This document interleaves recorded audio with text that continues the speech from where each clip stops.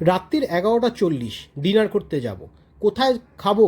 একটাই destination, VIP dhaba. সারা রাত নাকি ওপেন।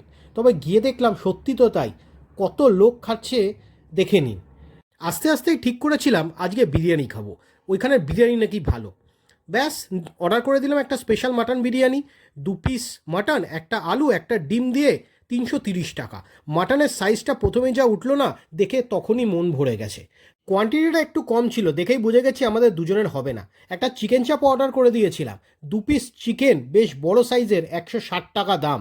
আর গ্রেভিটা দারুণ দারুণ। খেতে শুরু করে দিলাম। বিরিয়ানি নিয়ে কোনো কথা হবে না। মাটনের যা কোয়ালিটি ছিল, আচ্ছা আচ্ছা, দোকান হার মানাবে। হ্যাঁ, বাজি নিয়ে বলছি এই কথা, দারুণ। খেয়ে দেখবেন কোনো দিন।